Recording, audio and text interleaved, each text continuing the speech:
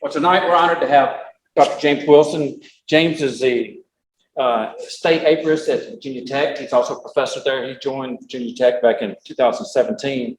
But a lot of the information you'll see from the Extension Service comes through his office, and he's the author, co-author on a lot of that as well. But tonight he's going to be talking with us about honeybee fall colony management and treatment. And James, I'm going to turn it over to you. Okay, great. Thank you.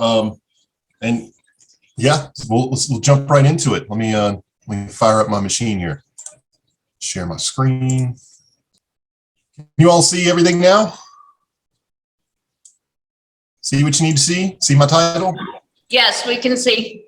Okay, great. It's always just good to check, especially since I can't see anybody's faces right now. So yeah, I was invited to talk about honeybee fall colony management and treatment, and that's what we should all be doing right now. I realize that there are going to be a couple differences between my winter prep and your winter prep, and it might get into the fact that I'm going to stop having flowers here in about a month, and it's going to get to be a challenge, but it's not here yet, although winter is coming. So let's start with a common starting point. This is some of the most recent data coming out of the Bee Informed Partnership, which is a citizen science self-submitted volunteer survey, and it's all public access. Everybody can see it. And this is where we are for Virginia. For over the past 13 years, backyard beekeepers, being those of us who have 55 hives or less, based on the Bee Informed Partnership standards, are looking at close to, but not quite, 40% overwintering losses over that grand period of time. That's a lot of money, a lot of effort, and a lot of equipment that we have to deal with. And oftentimes it's a really not fun February and March when we go to visit our hives and we have a lot of dead outs to deal with. Could be worse. We could be in the commercial situation where if you look at that error bar, somebody's had a bad day or two. But we see that the sideliners are definitely doing something different. So this is what we want to avoid. And I'd like to give you some good ideas and strategies, some of them pretty common and some of them a little more complex, about how we can try and overcome this number and improve on it. We want that number to be lower in this case. Lower is better. And just to give you a little bit of background, out of these 13 years, we are looking at over 6,000 people have submitted data from their own backyard colonies, and maybe 5 commercial folks and things like that. So just to give you an idea of where those numbers come from. I do encourage you to put out information wherever you can and things like this. They're set up to be pretty anonymous. And so your data and your privacy are all protected in that, but it is useful for us as scientists and as the apiculture industry to have a good idea of what everybody else is seeing. There's only so many times we can go and knock on somebody's door and actually get some serious information. And so if folks can submit their information, we can definitely get, hopefully, more informed data, which I then turn around and use in grant proposals to be able to figure out how to help Virginia move forward and see where we need some more help. And hopefully I'll have the chance to talk to you more about that later on. So we know that our bees are pretty special. They're not like that bumblebee we just saw, the ones that were Sheehan and Ahian. Those bees are going to overwinter as just that one single potential queen. Our bees are, of course, going to overwinter in a nice box, all tucked in and cozy. And they have this increased lifespan that's going to allow them to do that. They have an overlap of generations, and this is one of the characteristics that makes them a truly social bee. And because of that, and a couple other factors, they can live 3 to 7 months as adult bees. Whereas, our summer bees, May, March, that kind of stuff, or excuse me, May and afterwards, we're looking at 30 to 35 days. So for my class, I tell my students that the summer bees are kind of like a race car. They're moving really fast, high performance, but they're not going to last as long. And then our winter bee is going to be kind of like a station wagon bee, where they're going to be plugging along, they're going to last, they're going to be able to pack a lunch, and they're going to be able to survive and get through. One of the other things that the colony itself can do is suspend brood rearing. That's taxing. It requires pretty high temperature to be able to incubate the brood, looking at 93 degrees. And so that requires a serious amount of heat. And so there's as you may have noticed, a heat difference in the winter months. And there are shorter days as well. So there's less actual heating time. Bees can also cluster. That's the way that they're going to get a hold of what's going on. and be able to heat themselves. And that's sort of unique to bees. We don't see that in many other insects. And so to do that, that's what they're going to be burning their honey for. So in the early winter, they're keeping it around 76 to 80 degrees, not the whole hive, just their cluster. We'll take a look at that in a minute. But then when they begin to rear their brood again, then we can see that they need to crank it back up to be able to reliably incubate those broods. So that's going to be closer to 90 to 93 degrees. And then very importantly, these bees with all 6 of their legs crossed need to be able to get outside and go use the bathroom. If they don't, then it's going to be just like for us. We're going to see bacterial infections. We're going to see stress, and we're going to see other challenges to the immune system. And we don't want that. We want to be able to make sure that these station wagon bees are getting the opportunity to go out and make it last. So our bees are pretty good. We call them the honey bee. The people who don't like honeybees call them the honey making bee because they think it's a little selfish, but this is why they're making honey.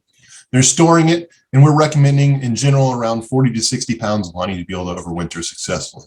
If we're short, you could begin feeding now if you'd like to, although I suspect you all are not quite in a dearth yet. You've probably got some late fall blooms that they're giving you a little bit of stuff, although I hear people do complain every now and then about goldenrod. It's one of the last blooms I see, so I happen to be a fan of it. But if you are running a little short, you can feed your bees a 2-to-1 sugar solution. You might be familiar with the 1-to-1 sugar solution, and that's more of a stimulative feeding. A 2-to-1 gets them to basically treat it more like nectar, and so they'll put it away like honey and can actually use that as a reserve throughout the winter. And the idea is that they can do that in their own terms, and that's how their colony will fluctuate in their cluster size, and so they can get access to it more easily than just if we were to have to use a feeder. We also want them to have pollen stores. A minimum of 3 to 5 frames of pollen is a good idea, just to help you out. In my case, my bees aren't going to see anything blooming again till maybe a few warm days in February or March. So I've got a significant period of time from about mid-October, November to March, where I really need some help before things start blooming. And that's why it's critical for me to have this pollen stores. That's going to be their protein source that they're going to use to be able to rear brood. So we're going to make sure they've got enough to be able to get through.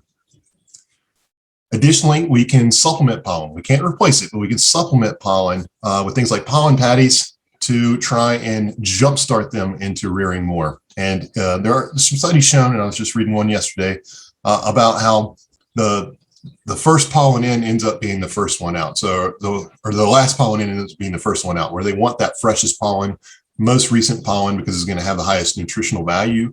And so when we can add in a little bit of a supplement, we're sort of kicking them into the thought of there's going to be more pollen coming in.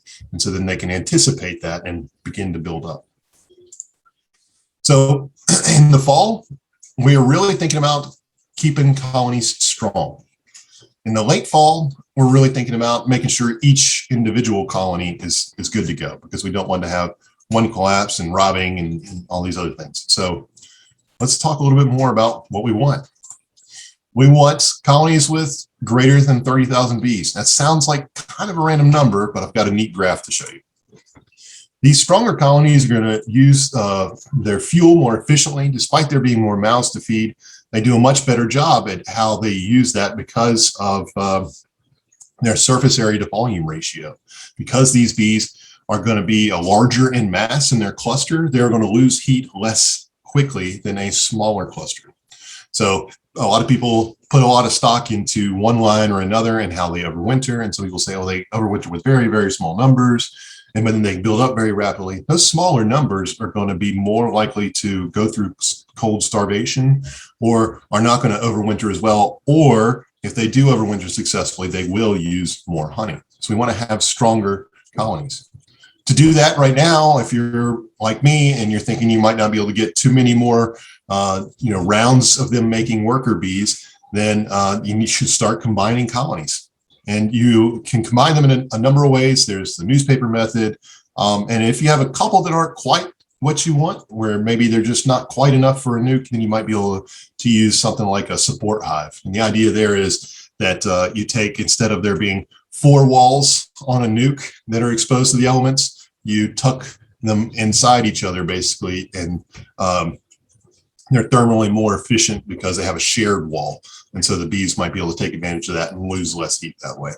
But I have found, because we'll often do that with our experimental bees, we'll throw them back in and try and nurse them back, that, those support hives are only as good as what you put in, like with most of our hives. So you're only going to get out what you put in. If they're already limping along, you might consider some things to jumpstart them into making enough bees to be stronger. So I've done a little bit of supplemental pollen feeding and a little bit of serious sugar solution feeding to these weaker colonies to try and get them up and going if they can make it. And if they can't, then I will probably cut my losses before too long. So a general rule of thumb is looking around 2 full depth hive bodies. I was looking up some material on the Formic Probe, and they were claiming that somewhere around the goal there is to have at least 10,000 bees for treatment. They were saying that is equivalent to around 6 frames of bees. So if you're going to have 30,000, you're going to need 18 frames of bees. That's pretty packed tight if you're looking at these 2 full depth hive bodies. So those numbers are kind of in between. That's why they're rules or general ideas and guidelines. So this scatter plot here looks a little scattered. That's the idea. What we have here on the y-axis is the number of 1,000 bees per colony in the autumn. And then on the x-axis, the vertical one, we can see numbers of pounds of honey consumed per 1,000 bees. So let's take a first step here. A colony of 10,000 bees would consume about 25 pounds. Not bad. Now, this is based on average. This is not based on, whatever weird winter clippers come through Blacksburg and things like that. If we look at a colony of about 30,000 bees, they're going to consume, despite being 3 times more, 1 more pound of honey. So that makes them a lot more efficient with their honey. And that's the idea. This is surface area to volume ratio. And if that just sounds a little too technical, just think about that hummingbird that has to feed up until the last bit of dark or last bit of light just to be able to sleep through the night. And then it needs to go get more food because it is so exposed in all of its surface area for being so small that it has to fight to that. So we want to make sure that we don't try and pass our hummingbird-sized colonies through. Instead, we want big, fat, healthy colonies. Any questions on that so far? Nobody's really piping up. There's a lot of activity going on upstairs. I hope you don't hear too much of that. We got the toddler and one due any minute now. Does anyone have any questions for James? I guess continue on, James. All right, great. It's I haven't done too many of these hybrid ones in a while. So that was from 1968. And you might think, oh, that's a little old. That's before we think about Varroa. And this is from 2019. And this is definitely thinking about Varroa. This is one of my more favorite papers recently that came out of Christina Grosinger and Marion Fraser's labs. This is colony size rather than geographic origin of stocks predicts overwintering success in honeybees. And this is specifically in Pennsylvania. And they went through a whole bunch of factors. They went through localized bees where somebody says, these are from upper Pennsylvania. They're going to do just fine in Pennsylvania. Or, I got this queen line and this is the best and the end all be all. Or I ran through with hygienic bees and so they're going to be the best to make it and all these other things. And when they boiled it down, they said, okay, as long as everybody's got honey, the only other factor that matters is the size of the colony. You need to have a good sized colony.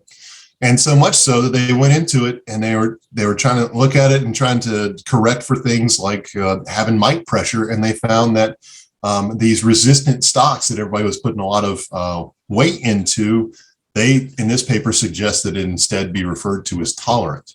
So we don't want to rely on just what those bees can do to try and get them through. Instead, we want to pump them up and get them nice and strong and healthy to be able to overwinter at a large size. So you can get small hives through, but then you need to intervene more frequently. And it is a lot of work. So you'll need to be probably feeding them in the fall and the winter. And so if you've got colonies that are going to need that kind of attention, you might want to have them close by. You don't want them, in my case, when there's a foot of snow on the ground, you don't want them as far away as possible. You want to be able to take care of them pretty easily and reliably. And then in the early spring, you definitely want to be able to give them a supplemental pollen. So then that can encourage them to build those numbers up early. So then they can take advantage of the spring blooms, and then they could stop being a small, weak colony and start being a successful, productive colony. One of my More sad stories that's happened to me is I took a two deep nucleus colony like we see over here in the bottom right, and I just fed it and I got it pumped up and rolling, and it was good. And then we had a little bit of bad weather, and I missed refilling my sugar feeder because they didn't have enough honey. And I came back to an entire dead out of just 2 full depth high bodies or full depth nuke bodies, just totally chock full of bees, and they had perfect pattern and everything. They just died out because I couldn't get there quick enough to keep them in food because they didn't have the food stores that they needed. So because of that, I'm always a little gun shy and thinking about how I can be better at being there, taking care of that.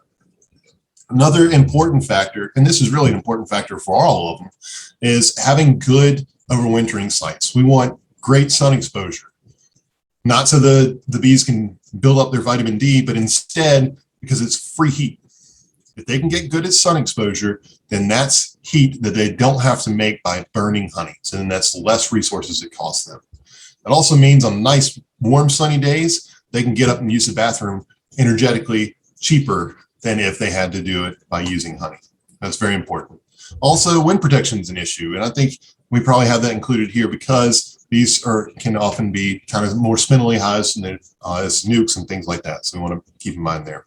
On my personal record, I think it was somewhere around 45 feet. I had an outer cover blow off in some of our winter winds. We have some strong prevailing winter winds, so that's definitely an issue up here.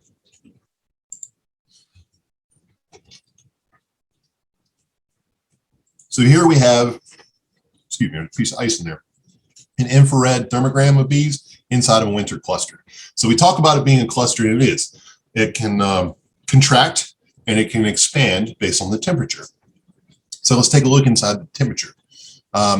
Where it is brighter in color, and that is where it's going to be warmer, and where it is darker and more blue, that's where it's colder. So we can see here on the outside, we've got some colder bees, and then we've got warmer bees, warmest in here. And then somewhere in between, we have this really long bee, and that's our queen. We take a look in the outside, and we can see that they're not all that warm. So how does that work? Well, some bees, they don't get stuck on the outside all winter long, and they'll circulate in and out, in and out. And if you were to open up a colony when it is pretty cold, you would see that these blue bees right here, which aren't actually blue, these colder bees right here are not ready to be defending the colony. So instead, they'll just stick their stingers out, kind of like a porcupine.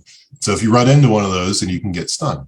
But the warmer bees on the inside, they're ready. All it takes is a little bit of alarm pheromone, and they'll come out like a dive bomber because they're warm enough to be able to fly. So that's how they can react so quickly. Just to take another look, if we look at these body surface temperatures, we can see that the thorax, where these bees have got their wings and their legs coming out of, then they're shivering to burn honey to be able to make themselves warmer. We can see higher temperatures inside the central comb, where these bees are really warm and inside. We can see the outside that they're less likely to be burning that, and they will be colder because of that. So I'm visual in how I learn, and so sometimes I rely on that for teaching. So I like to show my students a lot of different graphs and figures and things. So here's an older one over here on the left. This is drawn after Tom Seeley, and this is really to help me point out to my students that sure, bees have central heating at times, really they have central cooling, but they don't heat up the whole hive. What they do is they just heat up that cluster. And so this is sort of, a hand-drawn version of that thermogram we just showed you, where the bottom of the hive, it's pretty cold. It's 12 degrees Fahrenheit. That's plenty cold. And then it gets a little warmer and warmer still until it gets to this cluster, and then we can start to see it's around balmy 75 degrees outside here, just on the outside of the cluster. And then we go inside and it gets warmer and warmer still, and that's where we can see that this brood nest is beginning to form, which makes sense. We're talking about the end of February, even up in upstate New York where Tom Seeley is. They're still going to be needing to keep nice and warm when they're doing their brood nest stuff. So I kind of like this one on the right, which is from the Beekeeper's Handbook by Semitaro and Abdable, and just gives you kind of a good rule of what's going on with the colony based on temperature. And this came up before where somebody was asking, at a certain temperature, is it that bees will stop taking sugar syrup and things like that. And in reality, if it's very cold, then the bees aren't going to be able to physically move to go get honey, much less syrup and things like that. So those are some things we need to think about. Now, like right here, where we're talking about, that 93 degrees is really cranking, that's when they're making their eggs. And that's when they're making their nest and doing some good laying and good brood rearing. But we can see that it's cluster forming around 57 degrees. So it gives you an idea of what their activity pattern is going to be like. And ideally, if it can get over 57, or if it's sitting in the sun, getting that nice southern sun exposure, and it feels warmer than 57, then those bees can get up and go use the bathroom. And this is just to give you an idea of what, yes, this is what our cluster looks like. Right, we've got bees on the inside, in between combs and things like that. But wait, there's another picture. So this is some old USDA drawing that I picked up off of Bee Source. And I like this because it kind of shows you the rest of the structure inside the hive, where we've got some honey over here in the corners. We've got some pollen sealed under, like we were talking about saving, and it's also pretty nearby the brood nest. And then we have bees inside here that are inside the actual physical comb, trying to get as close and compact as possible to be able to warm themselves. So that's one of the big things that can happen. If we end up in a situation where these bees get so cold, then they're so tight for so long, they can't break that cluster and they won't be able to go get their honey upstairs. That's where we're going to end up with cold starvation, even when there's plenty of honey nearby. And so to overcome that, we have a big, strong, healthy colony. Then they have enough room to be able to move the cluster closer to there and be able to respond more quickly to temperature changes and things like that. So one of our local folks, Dr. Keatsman, had a FLIR camera, and she had an undergrad who wanted to do a project with her and said, hey, can I take some pictures of your hive? So I said, yeah, sure. So here we are. It's like 65 degrees or something like that. No, it's not that. What is it? What do we say? 13.4. There we go. Yeah, so close to 60 degrees. Didn't want to tell you an inaccuracy. So we can see that there are bees clustering down here. Not really clustering. It's not too bad. It's kind of diffuse. But this is what it looks like on the outside. So let's get colder. Or no, actually, that's warmer. Sorry. It's warmer. We can still see a little bit of activity here, but not really outside on the front step. And you can see this activity stops right here. Who can tell me why there's no activity upstairs in this third box? Other than Steve. Anybody? Feeder. That's it. Yeah, there's a feeder on top. Yep. So that just gives you an idea of how that FLIR infrared camera works. So I do get questions. Should we insulate hives? No, we don't really need to be thinking about that in Virginia. We don't get that cold, and we don't stay that cold, which is a big difference. We know things like, insulated cups and things like that, they work both ways. They'll keep my stuff cold. They'll also keep my stuff hot. And really, that insulation just protects it from large temperature changes. It slows that down. Eventually, that ice in that cup is still going to melt. So the same thing can be said for our bees. If our bees are nice and warm and happy and we wrap them up, then they're going to get colder more slowly. Okay, that seems like a good goal. Maybe then we'll burn less honey. But then they're also going to get warmer more slowly. So that means on a nice warm day, it's going to take them even more outside energy before they can take advantage of it. So we're basically costing them the free heat that we were trying to get with our southern exposure. So we don't want to do that because that could slow down or inhibit their ability to go out and use the bathroom. So we could see stresses and immune issues popping up from there. So we don't necessarily want that. And we can keep bees around without having to deal with that. That's one more thing to have to deal with. So that's not something we recommend. Some people are asking, should we do it with felt or roofing felt or something like that? If you're really, really worried about it, which you all in your area should not be, you could do that, but you also run the risk of burning them out when it's really, really warm in the early fall days. So if you need to feed, there are some ways to feed. We've like that feeder pail I just had on top there. I showed you where you got an inner cover. Maybe you put a little tripod of sticks down like I do so the bees can get in.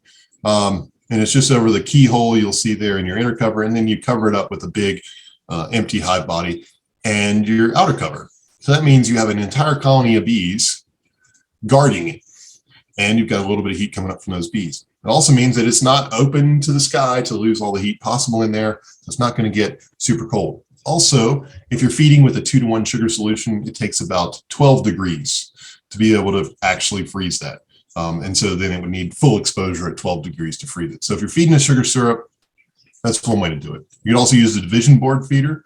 I've played around, gotten some cheaper ones, or had some cheaper ones laying around, and they get all wonky and things like that. And you end up with a bunch of bird comb on the sides if you're doing that. Or worse yet, you end up with drowning bees on the inside. I don't care how many different ladders you put in there, there's still dead bees in there somehow. And then your small hive beetles will come in there and they'll lay some eggs and they'll start doing backstrokes in there, and they'll say nasty things about you. And then next thing you know, you're cussing around your hive when you went out there to go have fun. So those aren't the most fun, but in a pinch they'll do. If you're doing some fall feeding, you can make it work. I would not necessarily rely on this on a long period of time. Maybe if this were one of my closer hives, it would definitely be a good viable option. And then you've also got hive top feeders. Certainly a good option here. You are increasing the surface area of this puddle of sugar water, and so you're going to be getting some evaporation. You might be increasing the relative humidity inside your hive. So if you feel like you might be a space that's a little prone to getting things like mildew and mold, maybe you consider using a vented inner cover or something like that instead to allow a little bit of that to vent off. What we don't recommend is this Boardman feeder, because it's on the outside. So it's going to get as cold as the outside gets. It's right there at the entrance, and some designs, it's open on the bottom, so bees can fly from anywhere and feed from it. Also, because it's at the entrance, if those bees are clustering way up high, that's a long distance for them to come back down out of the top of the box to then go out and get some more food. So that's costing them energy there. And stronger colonies, they're doing better, can go out and forage early and find that sugar water. And maybe they don't stop there. Maybe they go in and they rob out that colony. So there's a lot of things going on there that don't necessarily meet our goals. It does come up that a lot of people think about using fondant and dry sugar and things like that. And my logic with not using those is that there's an added step of the bees needing to go in and find moisture or find some water to be able to dissolve that sugar before they can get access to it. If we're feeding with something like a sugar syrup, and I just mean table sugar, then they've already got the water right there. And as soon as they touch it, they've got access to it. It can give them directly energy, and then they can handle it between and do trophallaxis and give it to their sisters and distribute it more quickly than having to move around additional things. So pollen feeding, one thing we can do is this spring feeding like we talked about, where we're giving a little bit of a pollen supplement, not a pollen replacement, just a supplement. So in this study, they found, this is from 2006, so it's not too old, that the graph here with the line with the squares, this is where they gave them pollen in the spring. They said, hey, have a little extra pollen, let's see what happens. And if we look over time, over here on our y-axis and our x-axis, we have number of workers reared. We can see that they made it up to 30,000 pretty quick. If we look at the control, where they didn't add anything, they just kept looking at the numbers of bees, they made it to 15,000. Not bad. The ones where they took the pollen away in the fall only made it to 5,000. So we can see that there are some positive effects where we can jumpstart them and get them to make the most workers. And the idea there is that they're going to be ready for the flow. And then they're going to be more successful. And then they're going to be doing better. And we're going to be having more fun. We can make more bees if we need to. It's just a much better place to start. Certainly makes me feel better when things are nice and strong in March and April. So let's go over our basic preparations. We want colonies to have a good queen. If it's not our fault, it's the queen's fault. So we want to make sure that we're at least fixing everything we can with the queen. We want them to be protected from these basic extreme climates. And we need to think about it on individual hives. We want to have a good amount of honey. And then we want to make sure that they are good and disease and parasite free. So I have a sort of a natural transition. Do we want to take a quick pause here and have a couple questions so far, or you just want me to jump right into the extra fun stuff? Does anyone have any questions for James?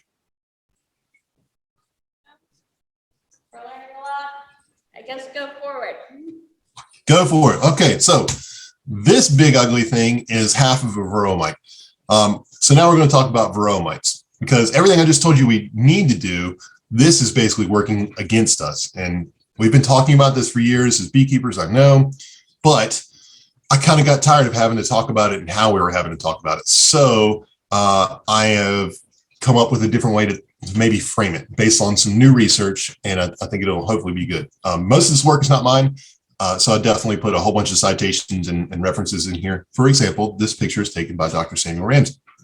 This is a scanning electron microscope where they cut the mite in half, where it was embedded underneath the plates of the bee, and here's the bee down here at the bottom.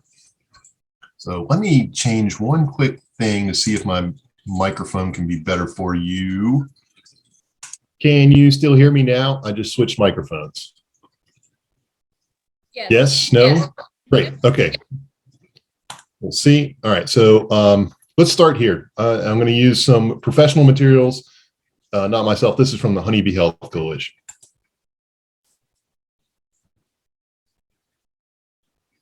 Honeybees suffer from a parasite that is their most devastating pest, the varroa mite. This mite is widespread and common. It spreads viruses and will kill most colonies within a year or two if nothing is done. This bee has been fed on by varroa mites. She will never recover and will soon die. If you keep bees and do nothing to manage varroa mites, your bees will die. Hi, I'm Danielle Downey, Executive Director of Project Apis M. And I'm Mark Dykes, President of the Apiary Inspectors of America. Nearby colonies, even healthy ones, will likely be the next victims of these mites. Controlling varroa mites is part of being a responsible beekeeper. Don't let your bees and then your neighbor's bees suffer and die needlessly. There are many treatments to control varroa mites, including organic protocols. Consult the Honeybee Health Coalition Tools for Varroa Management Guide, and also these educational videos to learn to monitor and treat your bees for varroa mites.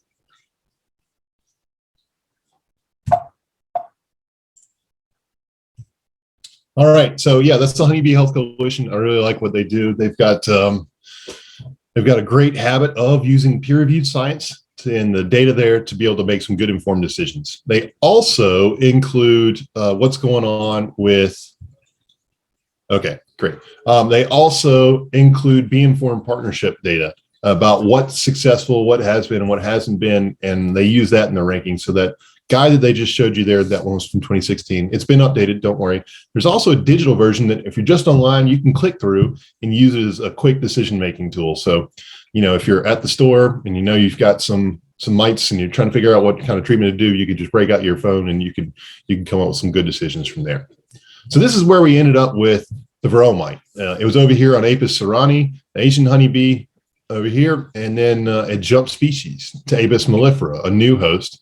And then through the trade of queens and things like that, it made it to the Americas. I think our record is somewhere around 1989 here in Virginia is when it showed up. And that is when beekeeping fundamentally changed for us. There's a lot of work. It's not what everybody's grandparents was doing when they were keeping bees. There's some serious work to be able to make these colonies make it through. So let's talk about this work. Let's get it done. What's new?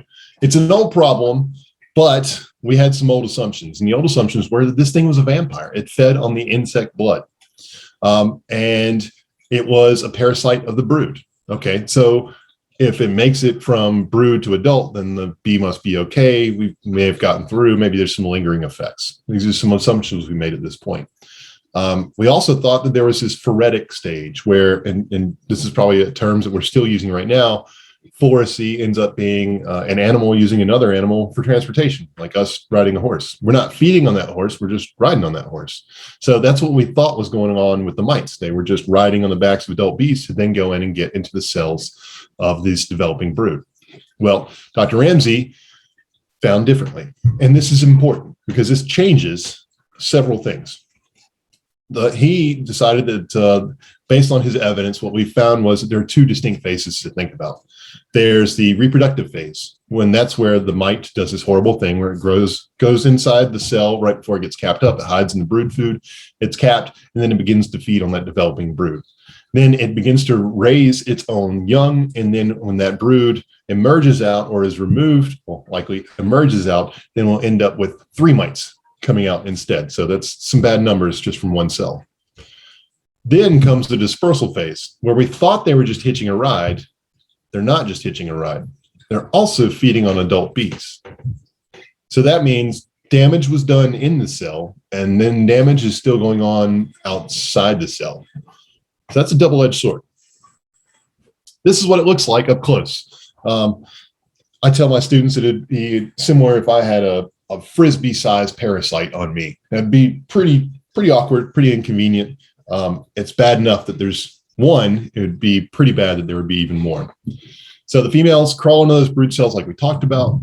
They're capped. Drone cells are preferred. I call them lazy because they spend so long in pupation. So that gives them more opportunity to actually rear more young inside those drone brood cells. So she'll lay this one male egg, and then she'll subsequently lay female eggs. And then when those all emerge out and become reproductively viable, they'll mate. And then the mature mites will escape outside after the bee comes out. So in the case of a drone cell, 1 foundress mite can go in, 4 new foundress mites can come out. There's actually 3 new, and maybe the mom still coming out. So that's not good for us when we're trying to attack those mites. That also means that we're not seeing what's going on. For every mite we catch off of a bee in one of our shakes, we're not taking into account what's actually going on inside those cells. So at least we don't have to count those. We can try and attack those. So this is from a public access paper that we put out recently. It's a Journal of Integrated Pest Management. It's written at an extension level, so it's supposed to be useful for scientists. It's supposed to be useful for beekeepers. It's very well referenced, so there's citations all throughout, but we try to avoid some serious technical jargon. We want this to be very approachable. It is open access, and it is fairly exhaustive, so if you want some stuff to help you fall asleep at night, you can read about it. And this, Morgan Rhodes was a master's student when she did this, and she's also a little bit of an artist. So this is, her diagram of the life cycle of the mite. And don't worry, she has graduated from doing her master's and has moved on to her PhD, where she's working with small hive beetle. And so that's some interesting work going on there. I hope to be able to talk about again soon. So again, I'm visual. I like different ways to think about things. So we can follow this in a number of ways. If we look at it, we can see that this varroa mite comes in right here, and that's where it lays an egg, and then it feeds, and it feeds, and it feeds, and then you end up with more mites, and they emerge out when the bee emerges out. There are also routes of virus transmission that can occur here too. So this is the work of Kirsten Trainer and others. You may be familiar with her. I think she was with the American Bee Journal for a while. She's got other things going on now. She did some interesting work. She and her group did some interesting work with viral transmission. So let's follow these paths real quick just to think about what's going on. If adult bees are feeding the larvae, they can, if they're sick, they can get the larvae sick. If these adult bees are cleaning larvae, they could get sick. If they cannibalize larvae, like bald brood, like you might be seeing if you have varroa mite issues, they could also be ingesting pathogens there. And then they could be feeding it back to others and others and others. Then we can see, let me see, I don't know. Okay, just wanted to see if I had one more thing to click through.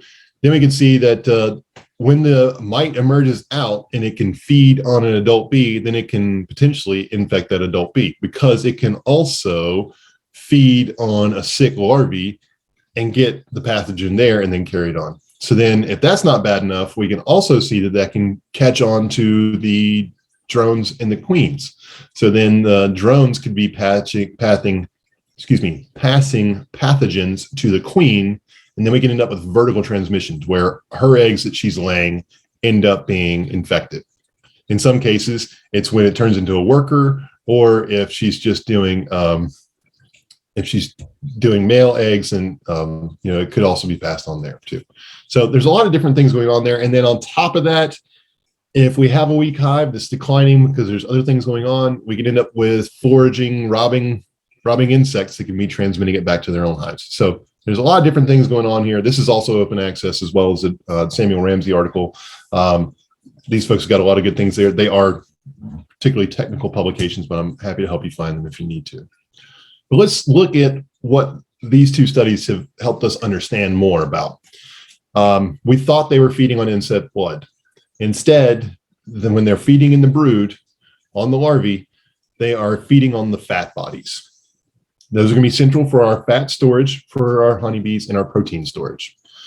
It's also going to be central to the immune response of that individual bee. That individual bee will also be impacted in its ability to thermoregulate once it emerges out as an adult. Additionally, it will impact vitellogens inside, and those help regulate the hormonal shifts that we can see in the juvenile hormone that helps shape and guide our honeybees through the plasticity of behaviors that it graduates from, where it starts out as a nurse bee and makes its bed, and then it goes into construction and goes on and on and on, takes care of all these other tasks until eventually it ends up as a food handler and a forager. So if we interrupt that process, we can end up with shifts that occur too soon, too many bees going into foraging. If we multiply that by the fact that we can end up with some of our cluster dying off by being fed upon as adult bees, we could be losing foragers there. So then we can end up with a bunch of other things that can come into play all at once, and we can end up with just a cascade of issues showing up because just these mites are feeding on our bees. So a lot of people say, you know, not a lot. Unfortunately, to me, it seems like a lot of people say, hey, I don't see the mites, so I must not have mites. And when we think about seeing a mite, we're usually thinking about seeing them right here. And I can tell you, yes, we can definitely see them there. But Dr. Ramsey found that less than 1% of the time, that's where they're going to be found. So greater than 60% of the time, they're actually going to be found right here. And right here on the underside of the bee, just on its abdomen, on the other side of this plate is where the fat bodies are. So let's take a look at some of the fantastic microscopy they did with a scanning electron microscope. If we look, there's the exact segment that he saw. 60% of the time, there's a mite under there. And there, right there, is a mite. So let's take a close-up view. That's what the mite looks like. And then the hairy part, that's our bee with its nice branched hairs. So, you know, if we look right there, that kind of says, hey, this could still be just hitching a ride on that bee. So if we take a close-up look and we remove that mite, which is what they did, you can see that it actually glued in its front legs here, and then there's a hole. Well, that looks a little suspicious. So zoom in even more, and there is the feeding hole. That's the proof in the pudding that they are feeding on our adult bees as well as our larvae. And that's bad news. So let's pull some skeletons out of the closet. Christina, I'm going to definitely ask for some people to tell me what they see in this photo. I want to hear how dirty my laundry is here. This is a hive that I had in September of what ended up being the worst fall going into the winter. Anybody tell me anything? Shout it out. Anybody have an answer? What's it been talking about? Can y'all see those? What do you see? What's wrong with this?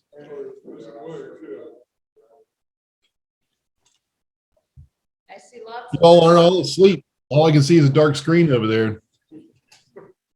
Anybody awake still?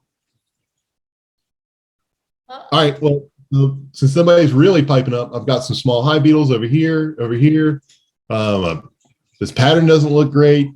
Kind of dark comb, all the other stuff. There are some bees, and then we'll zoom in, and we've got mites on these bees. So what percent of the time did we say we thought that they would be right here in this position?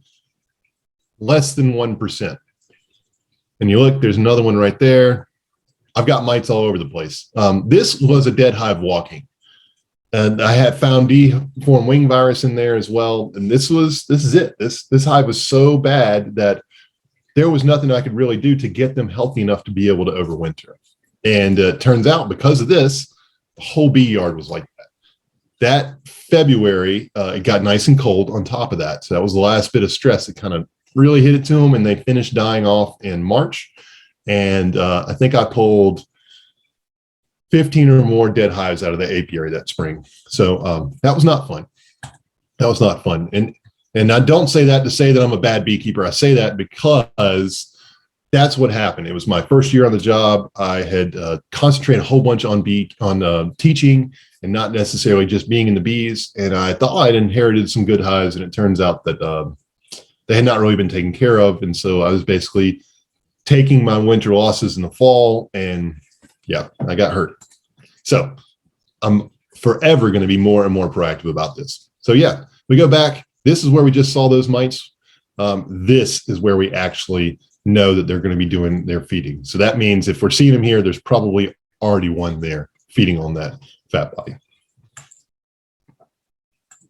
So I'm going to be quiet for a second and let Kirsten Trainer really explain in this beautiful video exactly why it's such a big impact for us. So here we go. Varroa destructor is an obligate parasite of honeybees with no alternative host, so the two have a close interrelationship. Here we represent the theoretical growth of a healthy colony without mite treatments in the Northern Hemisphere. In winter, colonies are typically comprised of all adult winter bees, shown here in dark blue, with very little worker brood, represented in light brown, and low varroa mite populations present on the adult bees. By late winter, the colony substantially increases its brood rearing, and the few surviving varroa mites invade cells for reproduction. As these new bees emerge in early spring, the colony expands rapidly in adult bees, shown in yellow, and brood. The colony commences rearing drone brood, represented in dark brown, which is preferentially invaded by varroa mites.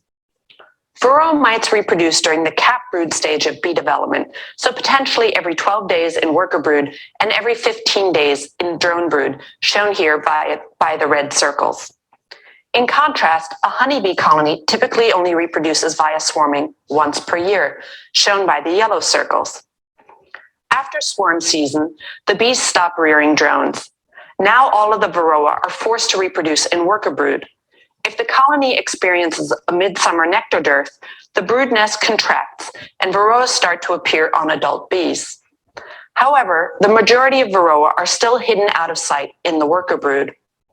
It isn't until late summer, when both the bees and brood nest area have contracted, that we start to see varroa mite levels above treatment thresholds on our adult bee population. Late summer is also when colonies are rearing winter brood, represented in light blue. These emerge and become the long-lived winter bees, shown in dark blue. Winter bees have an extra layer of fat body, the organ varroa mites preferentially feed upon. As the colony stops rearing brood in the late fall, varroa are forced to exist on adult bees and have no place to reproduce. The mite population sinks accordingly, and we repeat the entire cycle once again.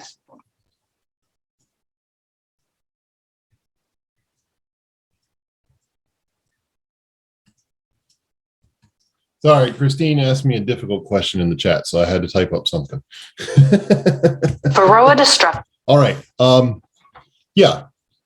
What Dr. Trainer was really hitting on there was that they're always going to win if we're not taking very proactive measures and if we're not anticipating what's going to happen. So we are beyond the point now of if it happens, and we are now to the point of when it happens.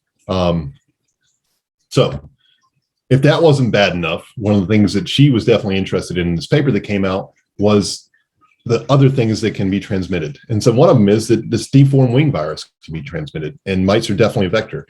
We can actually see that they can mechanically transmit it. So through the actual act of feeding on your bees, they are moving it along and taking care of it. This bee pictured here has deformed wing virus.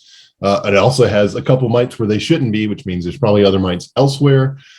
And she's never going to be a good adult bee. She's never going to be able to fly. She's never going to be able to help out. She's never going to be able to do all the other things that she needs to do. So she's going to be a sink, a negative thing going on inside the hive, just as being an adult. So it's pretty bad when their existence is no longer good for the whole hive. This is just one virus that can be carried. We can get into some others. So here's another view of a deformed wing virus. It's not that these bees haven't finished inflating their wings with their hemolymph. It's that these bees will never have wings. And so, yeah, this one is one of the ones we have featured in our article. So it's a pest because it's feeding on our bees. It's a pest because it's feeding on our larvae, and it's inhibiting them, the ability of them to be good and successful adults. Some of them can get by, but a lot of them won't. When we start talking about this deformed wing virus, then we're definitely throwing off the numbers that we know are going to be able to survive and make anything happen.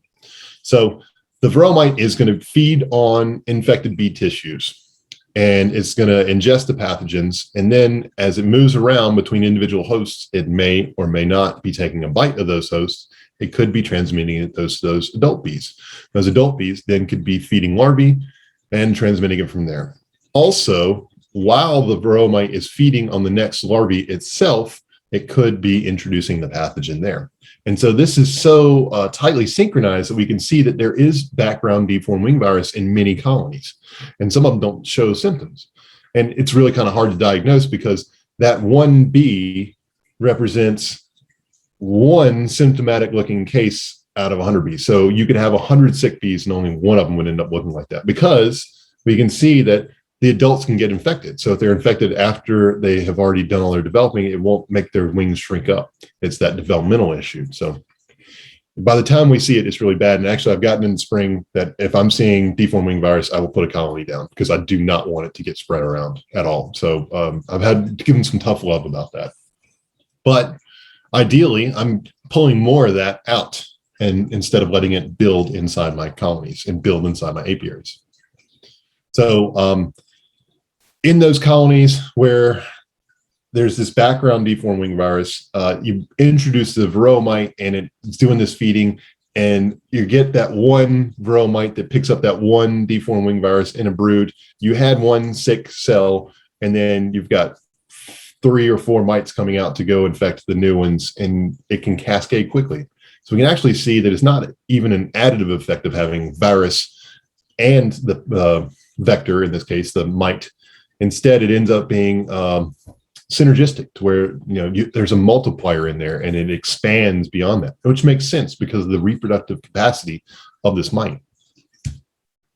There are other viruses that it can transmit. So far, our list includes acute bee paralysis virus, black queen cell virus, B virus X, B virus Y, chronic bee paralysis virus, cloudy wing virus, deformed wing virus, cashmere bee virus, kikugo virus, sac brood virus, slow bee paralysis, and Israeli acute paralysis virus. Really, the big ones that we're worried about, the ones that we think are pretty linked and definitely issues when we have varroa mite populations or heavy varroa mite pressure, are going to be that deformed wing virus and the acute paralysis virus. And those are two that are definitely caught up in that cycle. And so those are things we want to work on. So what do we do about mites? We treat them. We take care of it. One of the first times I was invited by a friendly audience to come talk, and it was the New River Valley Beekeepers Association, and they did this thing where they picked my title for me, and it was controlling varroa mites, to treat or not to treat. And I couldn't handle that. And I put that up as my title slide, and then I gave my own title, which was, how are you going to manage the mites? It's not about whether you want to treat or not. If you're going to have bees, you need to be able to manage against these mites. Treatment is one of those options. There's a lot of other things that we need to be doing. The basic rule is treat in the early fall. The concept there is that if you treat in the early fall, you're knocking down the mite pressure. Ideally, you're knocking down the viral loads, and you are making winter bees that are going to be the best bees, because they're going to be that station wagon bee. You want them to be able to make the best version of that they can by being reared under the most healthy conditions possible. You also want to limit the number of sick bees that are going into your overwintering population, because they have a lot of work they have to get done. And you also want to make sure that you are reducing significantly the amount of mites that are going to be feeding on that population, also messing them up throughout the winter. But I think that might be a little too late. So you can tell me, if we think about it, a lot of different municipalities listed this. We practice the husbandry of bees. That's what beekeeping is. So we are managing livestock in this case. If I had a herd of cattle, how many head of cattle would it be okay for me to let get sick and get a pathogen that I knew I could do something about? Any ideas what an acceptable number would be? None? None. Yeah, that's right. That would be inhumane. And that's where we are with our bees. We don't want to let them get sick. We don't want to let them build up these populations. We don't want to contribute to what could be our neighbors' problems. And the way around that is to sample early, sample often. When we do a management method, we want to sample afterwards to see if it worked. We don't want to just say, oh, I said it, I forget it. We don't want to pick the one miticide to use every year because it was cheap and it was on sale. So we use it every single year in the fall just to be ready, because then we're going to be selecting for resistance, and something that we know one mite could survive could come out with 4 to take on the next one. So there's some resistance issues we have to think about as well. So we want to rotate. We want to hit them with something new. We want to keep them guessing and things like that. I find for me that it's frustrating the types of products that we have because there's temperature limitations. Or in my case, this is one of my jobs is to do all this beekeeping. I've got a lot of other things going on. I can't afford to take all my honey off, store it somewhere safely, and then have a treatment go for a month and a half, and then come back and replace all my honey. That's a tremendous amount of effort. And I've got a lot of other things going on. So I end up being limited by having honey supers on very often. And I think I might have to change my harvest plans to be able to come up with it. Unfortunately, usually that happens when I've got no students to give me a hand, so that I'll just be doing it all by myself in the summer. So there's a lot of other things to think about. And it's the timing. A lot of people are asking me stuff about things like oxalic acid. What if I come in, I know oxalic acid only kills the phoretic stage, which we know is that dispersal stage now. What if I come in every other week and catch them as they're coming out of the new comb and kill them that way and kill them that way? Well, if we do that, we are taking a corrosive, highly corrosive and poisonous acid and subjecting our bees to that. And we know there's sublethal effects from 1 dose. We don't want to submit them to 3 doses, and we don't want to keep training for a bigger, badder mite in that resistance process. So we don't want to do that. Additionally, if you're doing that, you are not using oxalic acid as a tool it's intended to be. If it doesn't work to get inside those cappings, we don't want to use it then. We want to wait until it's broodless. So this could be a good winter treatment for us. We can go and do that vaporization. And because it's that nasty corrosive acid, we have to use our personal protective equipment. We have to use organic vapor cartridge respirators. Have to have goggles. In my case, I've got a face shield on mine, so I don't have to mess with all these extra parts. Have to make sure that you've got gloves on, your jacket on, pants on, closed-toed shoes on, not just Crocs like I keep bees in sometimes. Because what'll happen is what happened to me. It was right after Thanksgiving last year. I go out and, Corona was just raging all over the place, so I didn't have much help at all. We had been remote all semester. I'd basically been working by myself. And I went to my farthest apiary, good 10, 15 miles away from anybody. And of course, I'm running a vaporizer off of my truck. I'm having to run my truck. I've got the converter making stuff happen there. It's just cold enough that my bees are actually broodless, and it's taking forever to get the vaporizer up and going. I've got my mask on. In my case, I'm trying to record it. So I've also got a GoPro here and a camera there, trying to make sure everything's happening. And I pull the trigger, flip it over, and it vaporizes. And I know it vaporizes because it turns out I had a screen bottom board. And so all this vapor just comes out and floats right through what I had going on. But I was protected. I had my face protected. I had my eyes protected. I had every route of exposure protected with the appropriate PPE. Had I not been prepared, I don't know that I would necessarily be here to be able to tell you that kind of story. It's that nasty. It's that poisonous. It's something we have to take serious. It is also effective. It's one of these things that people are all excited about, mainly because it's something new. And I am frustrated along with you all about how few new things we have, or how many things can actually get inside the cappings. So far, our formic acid is the only one that can get inside the cappings. I chose today to be able to talk with you about this on a basic biology level, so we could just understand how bad of an enemy it is. Like, well, sure, varroa mites have been the bad guys since the 80s, but no, it's really, really the bad guy. And this is why we have to be very active about it. Knowing that there is a good and useful resource, and that's that Honeybee Health Coalition Tools for Varroa Management Guide. It's a free download. You can click through it. It goes through all of the pros and cons of every single treatment option. It also talks about what colony cycle time to use it in. Is it the buildup? Is it the decline? Is it the dormant period?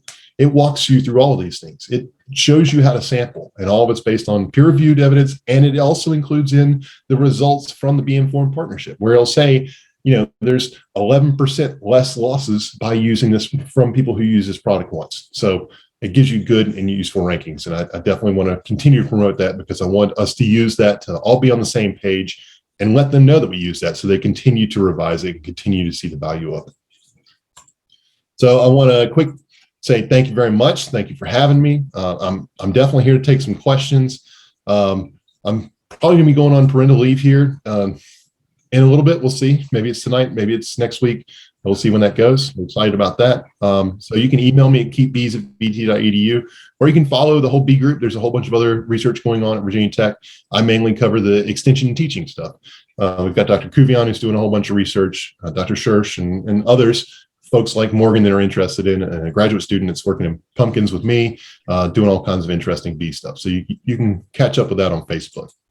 I did want to show off a couple publications, and it takes a minute to load because for some reason I use the highest quality.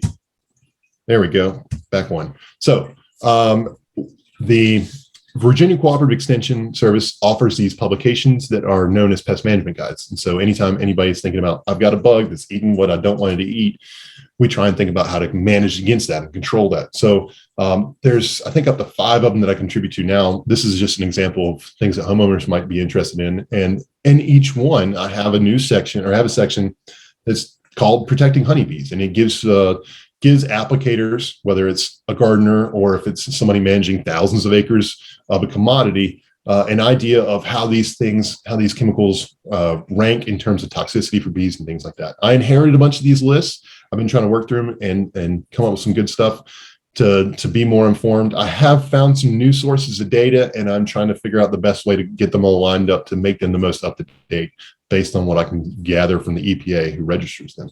So these are all free for download. If you'd like to, you can pay to have a hard copy of those. They change every single year. I've got mine are due in 16 days.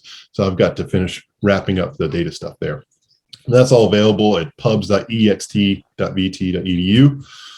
Additionally, we have a lot of stuff I've been talking about today. Morgan's prolific writer as well. And so instead of having everybody read a 9-page document, I said, hey, people might just be interested in varroa biology and feeding damage, which is a lot of what we talked about tonight. They might also be interested in sampling methods. So there's a separate one on that. And they might also be interested in management methods. So a separate one there.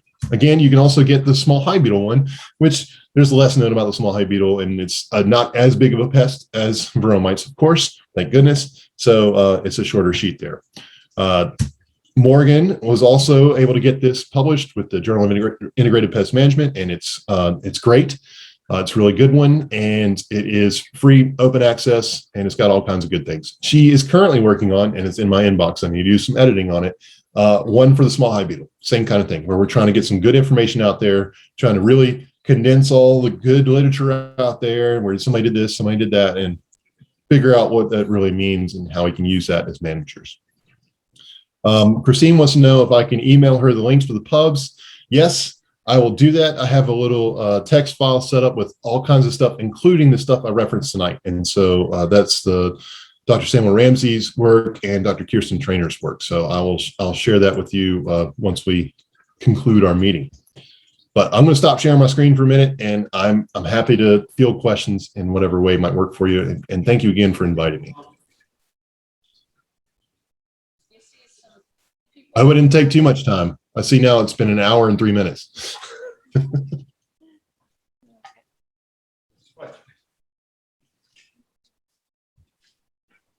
Anybody?